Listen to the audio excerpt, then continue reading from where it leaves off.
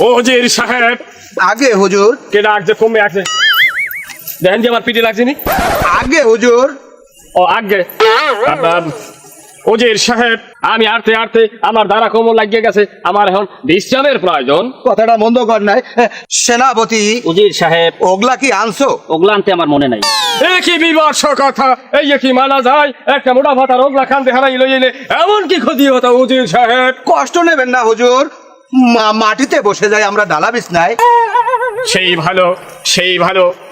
একই রাজ্যের দশা, রাজ্য জুড়ে আমার প্রজাদের মনে একন করা কষা, এর মধ্যে আমার একমাত্র শয়তান। জি না হুজুর, শয়তান না, ওটা আপনার সন্তান। ও যাই হোক, একই কথা। আমার একমাত্র সন্তান, সে কিনা সাধারণ একটা মিশরীর প্রেমে, একজন বাদ্যার মাইয়ার প্রেমে পড়িয়া হাবুডুবু খায়। এ কোনোভাবেই মানা যায় না।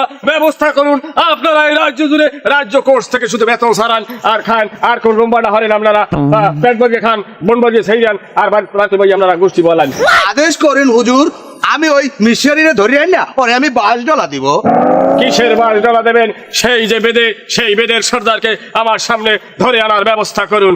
কথা বলছেন আপনারা? বুঝলি সেনাপতি, ওই মিশরীরে ধরিয়ে লইয়া বা ওরে সোফরাইতে সোফরাইতে হুজুরের পায়ের তলায় এনে ফেলাবা। সেনাপতি। আগে হুজুর। তুমি কোন রুম্বাটা হরো? তোমার কানে কি কথা যায় নাই?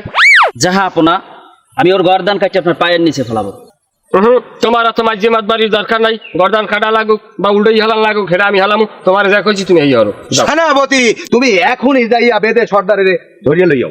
হ্যাঁ, তুমি যাও, তোমার লাগে একজন শূন্য লইয়ে যাও, আর একজন শূন্য আমাকে খেদমতের লইয়ে তুই যাও।